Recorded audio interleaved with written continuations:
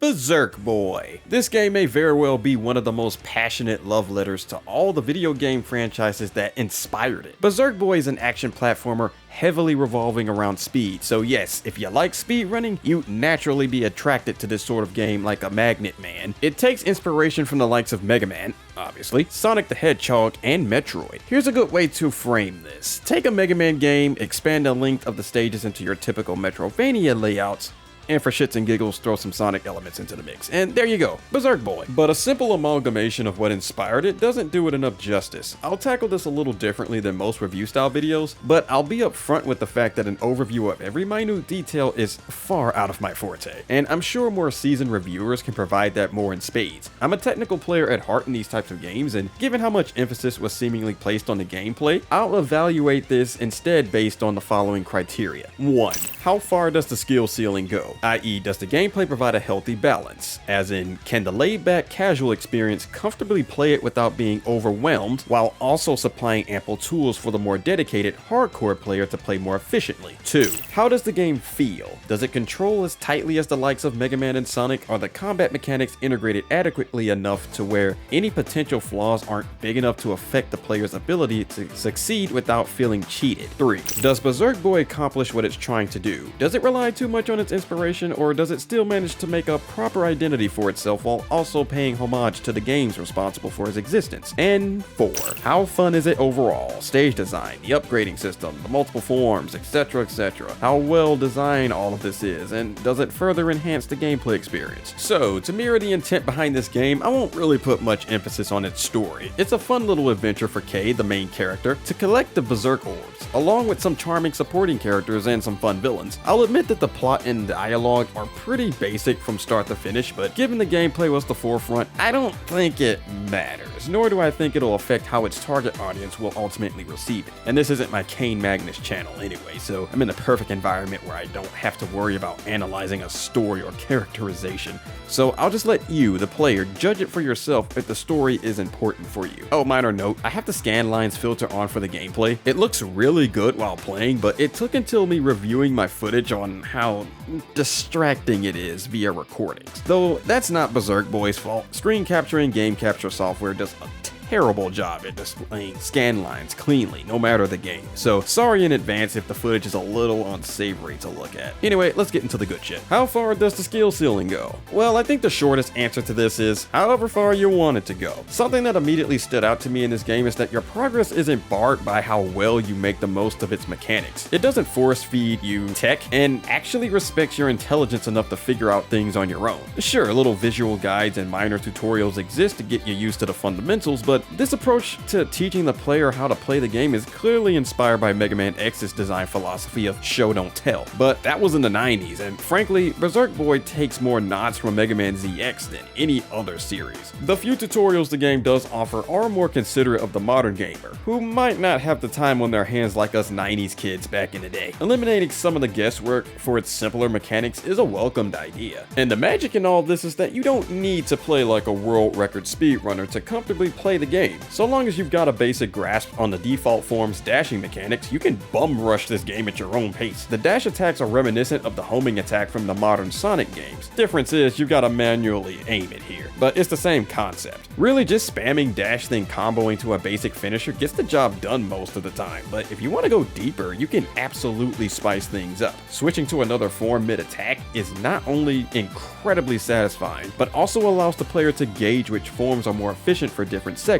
While the game certainly has these stationary orbs to auto-transform as a response to an upcoming obstacle, just playing the game long enough can expose other advantages the player can use. For example, the flame drill form is superior in rooms where multiple enemies spawn and you're stuck until you clear them all out. The uppercut is so ridiculously strong that it one-shots anything airborne. It really just one-shots most stuff in general. Meanwhile, uppercutting after a dig can one-shot even the sturdiest of enemies with shields. Remember the form shift shift combos from Mega Man ZX, well, clearly Berserk Boy took that whole concept and rolled with it by fleshing it out some more. One of my main gripes with the multiple form combos in ZX is just how slow it was to freeze the screen and swap over and over again. While Berserk Boy allows for the same type of pause menu, it has form hot swapping like special weapons in the classic and X series. This makes each swap seamless, further encouraging the player to explore every option available so they won't get bored just spamming one form. Model Pete, the Ice Ninja form is one of my favorites. It specializes in grounded movement and is an absolute monster for ranged damage. Just look at how fast this shield enemy gets dismantled in seconds. While other forms have better crowd control, this form excels in safely securing a kill on single targets and maneuvering around pests more cleanly, much like its direct inspiration. The other forms are nice too. I do think Soaring Wind can be a bit outclassed by everything else though. It's certainly necessary for sections that require it to progress, but I did find that the other forms just offered a tad bit more. You can do so much with just the default skills that you could largely ignore any additional upgrades. Because yes, you can purchase more techniques from a shop to further enhance your combat. If I do have one criticism though, it's that the upgrades are far too expensive for my liking. By the time I hit the final stages, I didn't have enough currency to unlock even half of this stuff. The prices might not seem too bad for anyone willing to grind the orbs necessary, as you can revisit missions even after completing them. But with how free-form the game is, the full arsenal probably wouldn't be too enticing for the average player who just wants a faster but comfy pace. My experience with platformers transfers over to any new game in the genre that I play, so often I'll start clearing the way faster once I grasp the fundamentals of the game's combat system. I was just having way too much fun blitzing the stages in Berserk Boy's case. Once I figured out how each form's practical uses are factored into the gameplay, there wasn't much incentive to slow down on the first playthrough to experiment with every little function of new skills. It's certainly good for replay value for repeat playthroughs, so personally it's a minor nitpick. But looking through the lens of a modern gamer who's less likely to spend more than a playthrough or two on a single game due to the overwhelming library of other games out there on the market, or the dreaded backlog that everybody suffers from these days, the high prices in Berserk Boy's shop would be a big deterrent to some folks to where they may feel like it's not worth it. I get where it's coming from though. Just like Mega Man games, specifically the Zero series, you can blast through stages with what's given to you for free, but to truly master the system, you have to earn your full power. However, it worked in games like 0, 3, and 4 because while you're earning that power there by playing well enough, your pace isn't compromised as a result, which in and of itself is rewarding. If the prices were maybe just cut in half in Berserk Boy, I'd see this working out better, because as much as I respect the Zero series, I'm all for a game like this doing its own thing instead. I like the system and the power progression here, and I personally wouldn't change the acquisition of the new skills at all.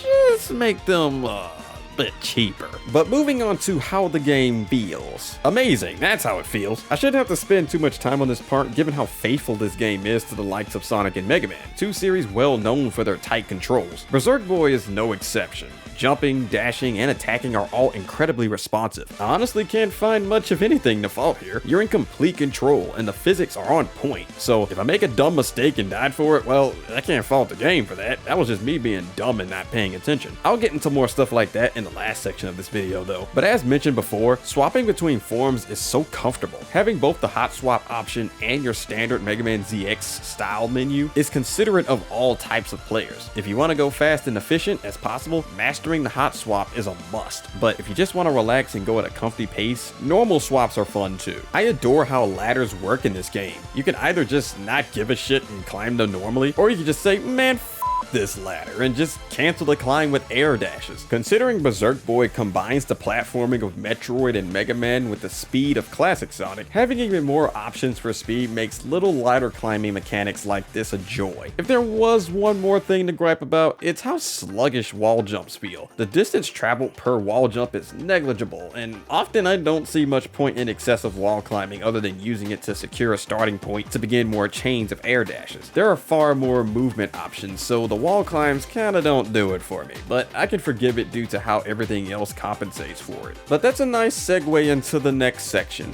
Does Berserk Boy accomplish its goal? I think it does. Granted, I'm not in the head of the developer, so I couldn't possibly know the full scope of their broader vision for the game, but from what I can gather, Berserk Boy has a certain ambition to its design that can't be ignored. It's clearly a big love letter to all the games that helped make it exist, but I can tell the devs still tried their best to create a separate entity. Too many times, a lot of indie games feel a little too faithful to the source material for my liking. While Berserk Boy borrows many traits from its predecessors, it still managed to carve a name in it for itself that makes it stand out more.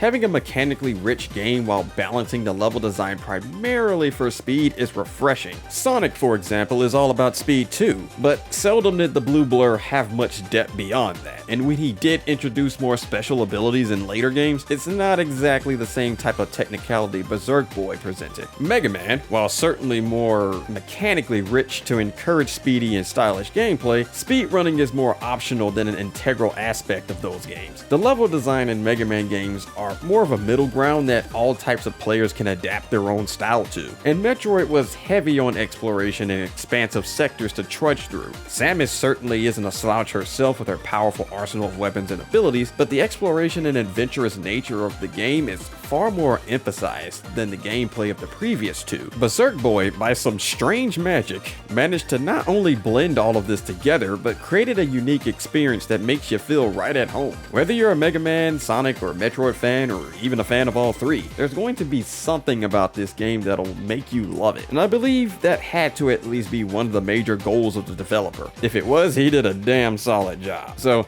that leads me into the final question of, how fun is Berserk Boy overall?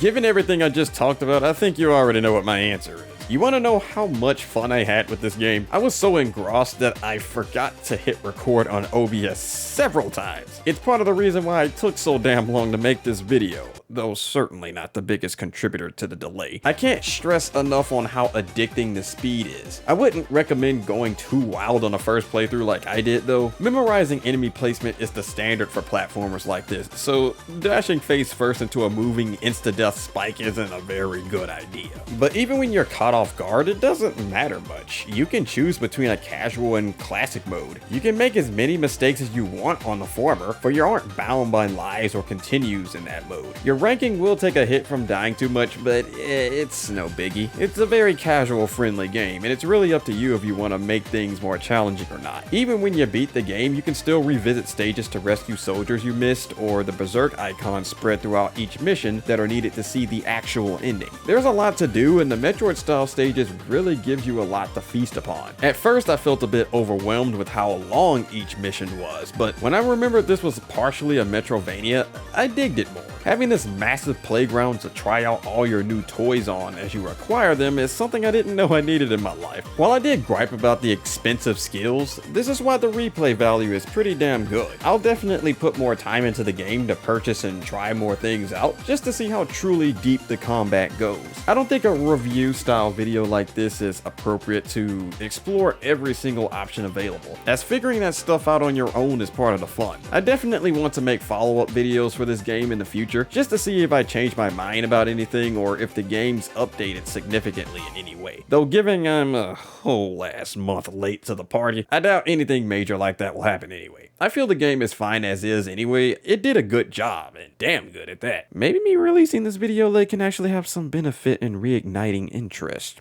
I'm not a ratings type of guy, not anymore at least. Some arbitrary number doesn't make sense for how I decided to analyze the game today. It's one of the most fun indie titles I've played so far, so I'll just say that it definitely passes is it fun test. I do wish I could have gotten this video out when the game released. I just had a lot of personal and private stuff going on lately. Keep an eye out for my community posts, which is where I'll post updates and stuff going forward. Until then, go play Berserk Boy. It's fairly inexpensive, and I feel like anyone could enjoy the game. It's got my Magnus seal of approval, if that even has any semblance of credibility. But yeah, stay chill, y'all.